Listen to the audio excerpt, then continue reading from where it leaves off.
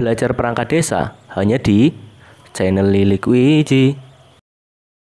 Halo sedulur semuanya, berjumpa kembali ya di channelnya Lilik Wiji pastinya. Oke ya, dalam video kali ini kita masih membahas tentang tryout 1 ya.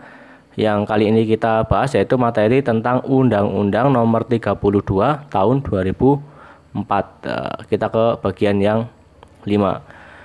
Nah, sebelum memasuki ke videonya, bagi teman-teman ya yang mau minta softfile-nya, softfile yang lengkap ya, teman-teman bisa cek link di deskripsi. Kemudian setelah diklik nanti akan terhubung langsung dengan admin dari channel Lilik Wiji dan silakan meminta apa yang kalian butuhkan. Oke, kita langsung saja ke tryout 1 Undang-Undang Nomor 32 Tahun 2004. Oke. Nomor 1. Undang-Undang Republik Indonesia tentang Pemerintahan Daerah diatur oleh Undang-Undang Nomor A. 32 Tahun 2004, B. 10 Tahun 2004, C. 15 Tahun 2004, D. 22 Tahun 2003. Jawabannya yang mana teman-teman? Ya, sudah jelas sekali. Jawabannya adalah yang A ya. 32 tahun 2004. Itu tentang pemerintahan daerah. Lanjut ke nomor 2. Apabila kepala daerah diberhentikan sementara, yang melaksanakan tugas adalah A. Wakil bidang pemerintah, B. Kepala bidang kepegawaian, C. Kepala administrasi daerah, D. Wakil kepala daerah. Jawabannya adalah yang D ya, wakil kepala daerah. Lanjut nomor 3. Dewan Perwakilan Rakyat mempunyai hak kecuali A. Interpelasi, B. Memperjuangkan peningkatan kesejahteraan rakyat di daerah, C. Angket, D. Menyatakan pendapat. Jawabannya adalah yang B ya, karena kecuali. Perlu diperhatikan untuk soalnya kembali. Jangan sampai salah ya, karena satu poin itu sangat berpengaruh ya.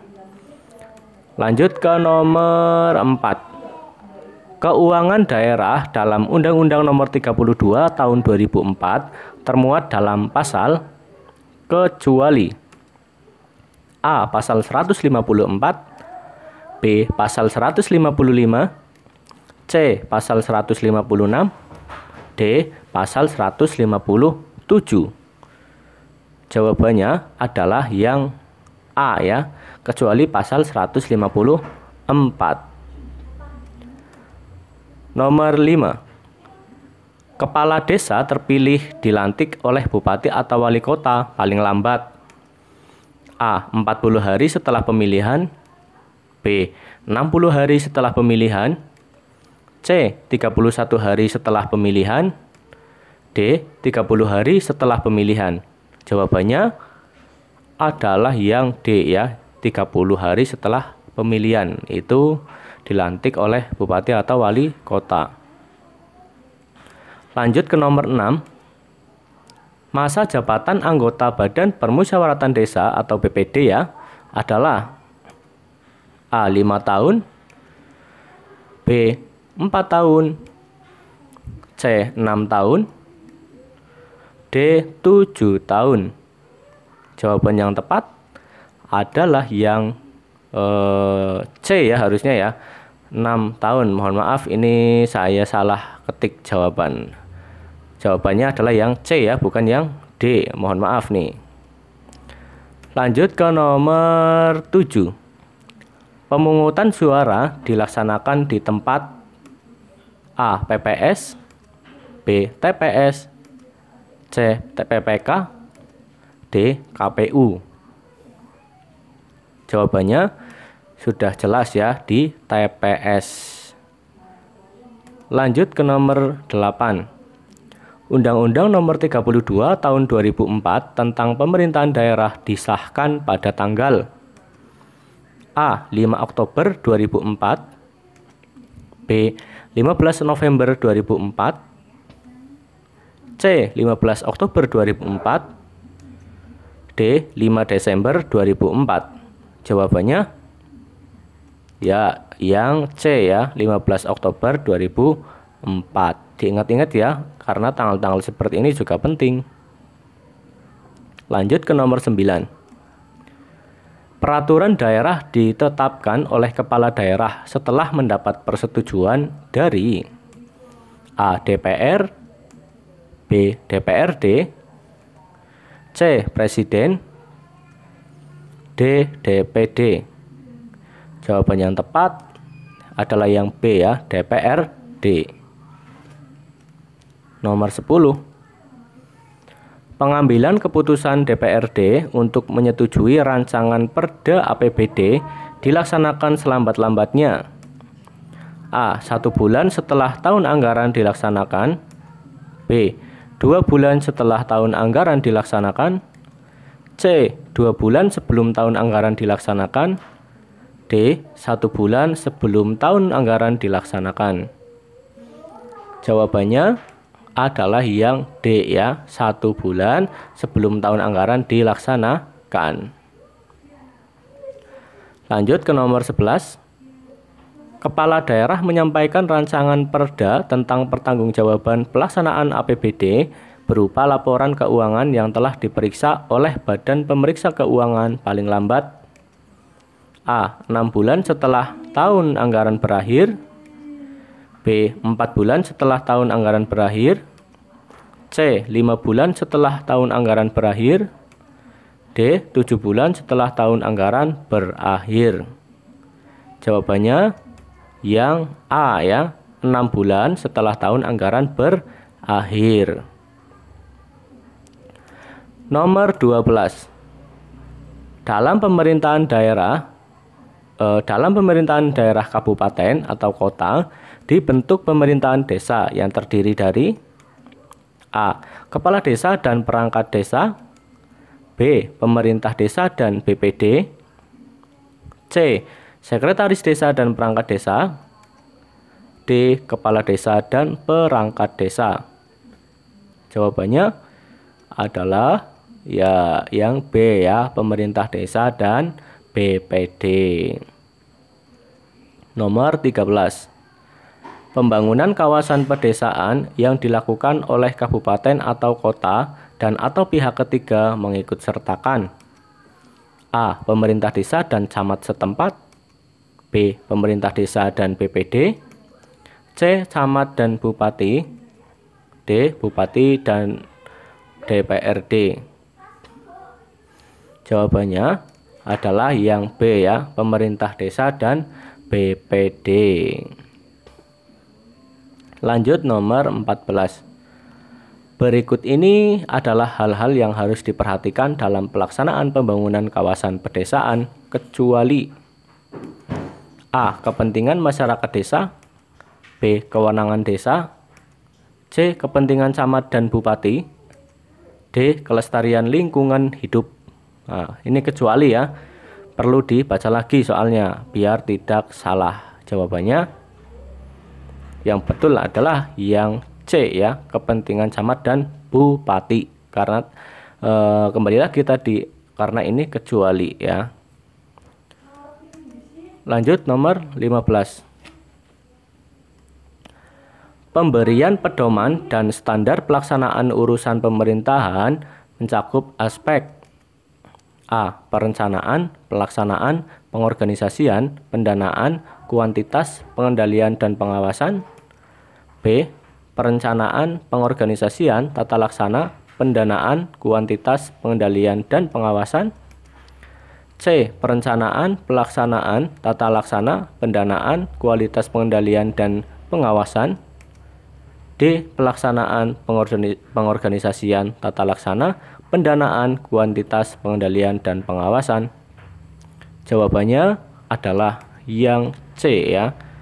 Perencanaan, kemudian pelaksanaan, tata laksana, pendanaan, kualitas pengendalian dan pengawasan. Lanjut ke nomor 16.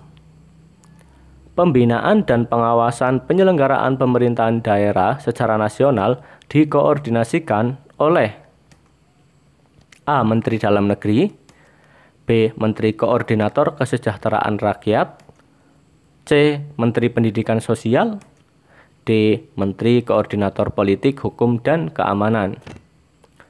Jawabannya adalah yang A ya, Menteri Dalam Negeri. Nomor 17. Yang merupakan KPUD kabupaten dalam pelaksanaan pemilihan gubernur adalah A. Mengkoordinasi kegiatan KPUD kabupaten, B. Menetapkan waktu, tanggal, tata cara pelaksanaan kampanye, C. Membentuk PPK, PPS, dan KPPS dalam wilayah kerja, D. Menetapkan peserta pilkada. Jawabannya adalah yang C. Membentuk PPK, PPS, dan KPPS dalam wilayah kerjanya ya, yang C. Kemudian nomor 18.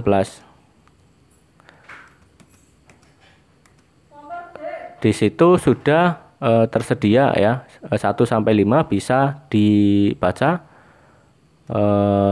Untuk pertanyaannya, dari daftar di atas yang merupakan syarat warga negara yang dapat menggunakan hak pilihnya ditunjukkan dengan nomor.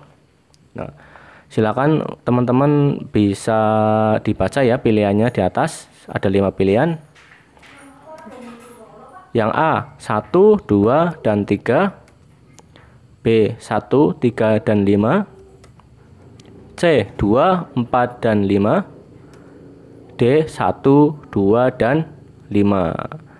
Ya, kembali lagi ke pertanyaannya. Dari daftar di atas yang merupakan syarat warga negara ya, yang dapat menggunakan hak pilihnya ditunjukkan dengan, jawabannya yang paling tepat adalah yang D ya, 1, 2, dan juga 5.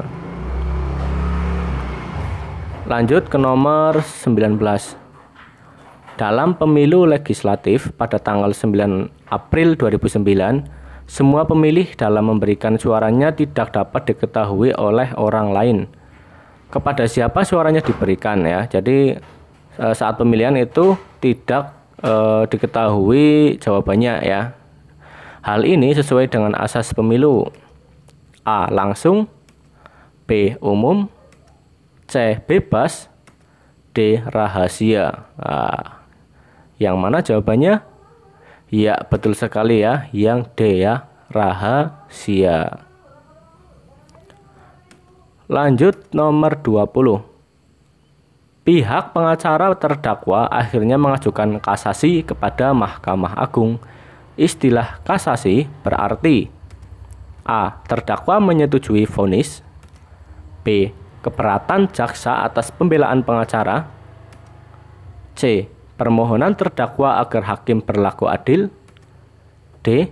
Pembatalan atau pernyataan tidak sah. Jawabannya adalah yang D ya, pembatalan atau pernyataan tidak sah. Oke ya, jadi itulah ya soal-soal yang saya ambil dari soal asli ya, yang sudah pernah diujikan. Dan apabila ada kesalahan, saya mohon dikoreksi ya, karena untuk kebaikan kita bersama. Karena memang segala kesalahan itu memang dari saya, dan kebenaran itu semuanya milik Allah. Dan saran saya buat teman-teman yang mau ujian itu perbanyaklah latihan soal ya. Latihan soal pokoknya harus sering latihan soal, karena untuk ujian tertulis itu kemungkinan besar dan itu mengambil dari soal-soal terdahulu yang sudah pernah muncul. Makanya saya sediakan soft file untuk teman-teman belajar ya, karena soal-soal itu memang